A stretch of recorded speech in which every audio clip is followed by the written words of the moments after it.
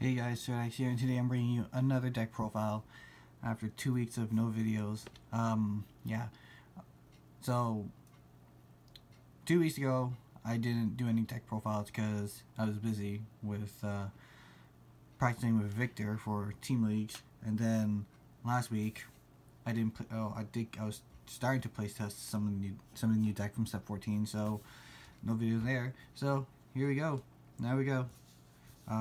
Deck profile on Nubatama, which I'm pretty sure there's already plenty of deck profiles on it. But I'm going to do my take on it. So starting Vanguard, we have Stout Dragon Burai. I know there's a few deck lists that runs the old starter, but I prefer the new one. So the skill is put into soul when a Vanguard with a dominating ability is placed on your Vanguard. You may pay the cost. If you do, you draw a card. Choose a card from your opponent's drop zone, and that your opponent calls it to a rearguard circle, and then end of turn it retires. So because the skill is not generation break restricted, once you ride grade 3, you can proc the skill to draw the card, and then call something, and then you can proc the new Shiranui skill to then dominate said card if they have no field. But you can just use the skill to draw the card. Drawing a card is really good in this game anyways, so it doesn't matter. Yeah. Burai. For grade 3s, we obviously run 4 of the new Shiranui. Shiranui Zanki. So 2 skills. The first skill I just mentioned with the starter. So when he is placed on Vanguard or when you G-unit strides, you choose any player's rearguard, and that unit gets 2,000 power. And then if you give the power to your opponent's rearguard, stand the unit and then dominate it. And then it attacks whomever. So yeah, this Nubatama dominates. It's pretty good. The fact that it also gets that you can use it on plays means really good early game. So if you ride the grade 3 first and your opponent's grade 2, then that's already an early game dominate that you have to deal with. So yeah, and then the other skill is at the beginning of your ride phase, you can Soul Blast 1. If you do, draw a card, and then all fighters choose a card from your hand and then call it to rearguard, and then it negates any auto effect on your opponent's side. So pretty good card, pretty good ability, because for the fact that you're forcing your opponent to call a card from their hand, basically negging them a card already at the beginning of their turn, of your turn, and then it basically just combos off with the new stride, which we'll get to later. Overall, Zanki is far superior than the old Shiranui, so obviously you run 4 of. But we still run 2 of the old one. Well, I still run 2 of the old one, just for the fact that he does have the dominate ability, so it can proc Burai's skill. But yeah, otherwise you wouldn't be on the old Shiranui, you'd just be on Zanki most of the time anyways. So yeah, no point of going over the skill. This card's old enough, people should know it. And then last grade 3s, this hasn't changed. I run 2 Morishigo, just because he's a really good buffer on himself. Just becoming 21k just by resting a unit, and then your opponent giving a unit 3k, it's pretty good. And resting a unit is not really a problem. You have a few cards that do go into soul, so it doesn't really matter. But yeah, for grade 2s, we have, I run 3 Sadatsugu.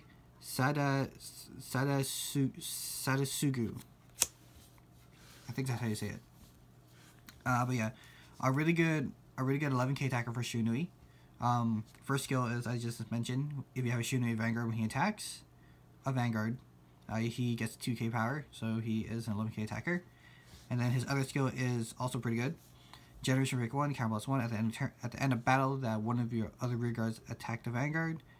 You may pay the cost. If you do, retire the unit that attacked, draw a card, and then he loses the skill to end of turn.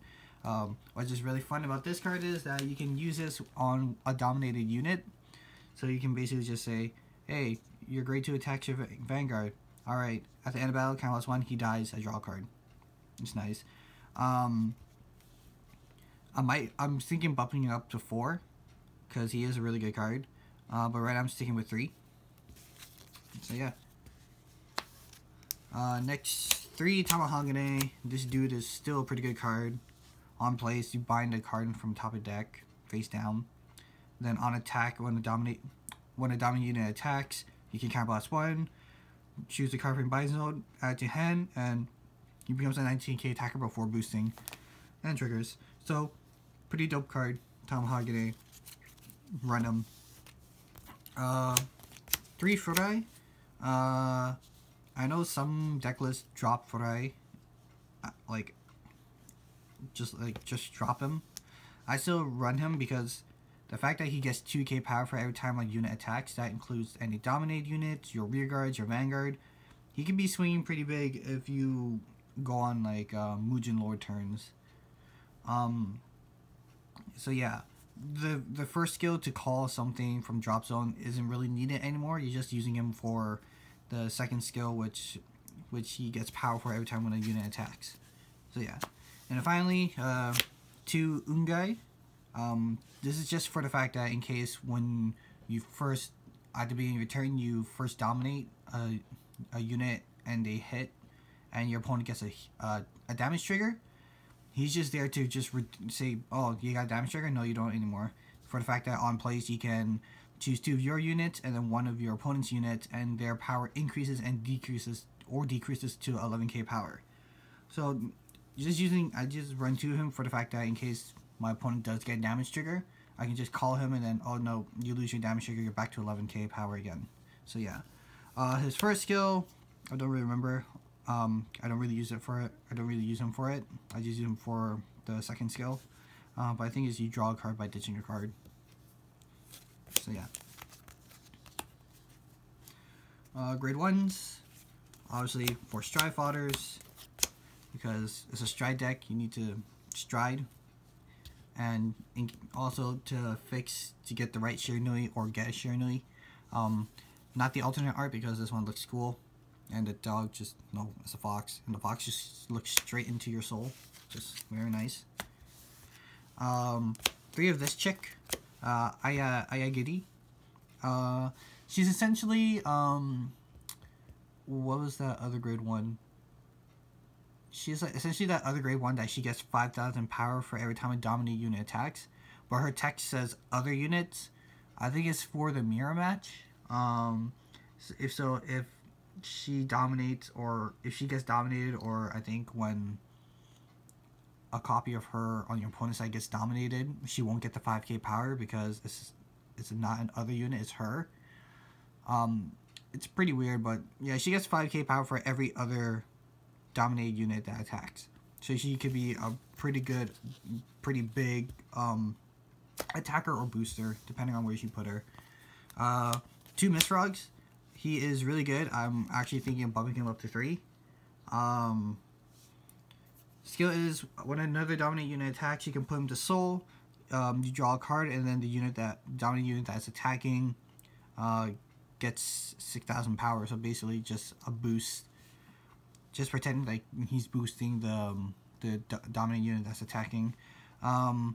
He's really good. I'm actually thinking of bumping him up to 3 because he's really useful, especially in first stride Rinne turn when you're not GB3, just to try to hit the numbers. Yeah. Also, for the guy who complained about me saying a lot, I'm sorry. It just happens. I'm just doing this blind. I have no script. 1 Tenrei. In case of you dominate a unit that has a skill that requires a certain vanguard or clan or race. I don't know. Honestly, I'm thinking of dropping him for another Mistfrog. I'm probably going to do that. This Mistfrog is ultimately better. And then PGs. It's up in the air which PG you want. You can use this one for the recycling, or you can use the old PG for the counter charge. I actually haven't had like any counter charging issues with the deck as is right now, so just go ham on which one you want. Personally, I'm just running the recycling one because it recycles. Trigger lineup. 4 of the Shiranui crit because you're a Shiranui deck. 4 of this dude, the put a soul counter charge. So there's 1 resolve for your counter charge issues if you have counter blast issues. 4 draw triggers because it goes into soul and gives you 3k, and you want to draw into combo pieces or pieces you need. So yeah. And finally, 4 heal triggers, the new one that when you use it to G-Guard, you can bind 2 copies of it to counter charge or soul charge. Yeah. That's it for trigger lineup. On to the G zone. Starting with G units. The MVP of the deck. Evil Eye, Vidya, Emperor, Shiranui, Rinne. This card is stupid. I'm not gonna lie, it's pretty stupid. Act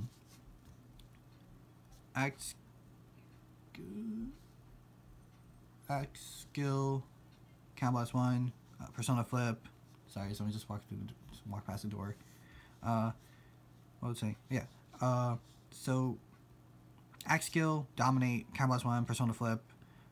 Your opponent chooses 2 cards from their hands, call it the separate regards. They get 5k power, and then they dominate and they attack the Vanguard. Do note that the card said it has to attack the Vanguard, not any other unit. So yeah, just keep that in mind. And also, auto skills don't work. So this card, comboing with the new grade 3, that when you Soul Blast, they have to drop a card. They're already essentially dropping 3 cards in hand on your turn because of Shiranui skill. And yeah, and then they have to start dropping more cards to guard if they're at a pretty high damage count. And not to mention his GB3 skill just makes it even worse because his GB3 skill, all dominant unit gets 10k in a crit. So on your GB3 turns, they're dropping 3 cards already because of 2 from his skill, 1 from the grade 3 Shiranui skill. And then they have to drop more cards because the dominant units are now swinging with a crit. So more damage, especially if they're 4 damage, they're going to be dropping a lot of cards for that. Yeah, overall, 4, because he's a stupid card. 1 Mercuro, just in case you're playing against like Paladin deck. Just here, honestly, just gonna be on Rinne most of the time. 2 Mugen Lord, if you want to go like fancy, smashy. Just have all swing attacks. Pretty dope. Again, you're just gonna be on Rinne most of the time. A lot of these other strides you don't really use. 2 of this guy.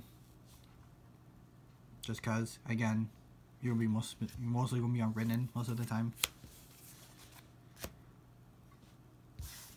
Sukamurakan, just to drop hand size for that stride turn. Again, you're gonna be on Rinne most of the time. This is gonna be a recurring theme. 1 GB8, in case you go through all your Rinnes and you have enough cards face up for GB8, then yeah, go for him. Otherwise, you'll be in Rinne most of the time. 1 Drachma. I actually pulled a Drachma. My god. Yeah, I actually won a game with him with this deck, so it's fun. Again, in case you went through all your Rinnes, or you can see that you can actually kill them that turn. Otherwise, you're gonna be Rinne most of the time. This is just the G zone. 4 Rinnes, and then the rest are in case the situation isn't that good for Rinne, or you ran through all your Rinnes. So yeah, G Guardians, 2 of they dominate the grade 1 from back row. Just to F up player strategy, like if you're playing against DP, you can take their Laurels. Shadow Paladins, you can take a crucial grade 1 that they need, though it wouldn't really help because it'll help them with Ritual. Anyways, just to get rid of like pesky grade 1s that that your opponent might need. This is the Nuji guard.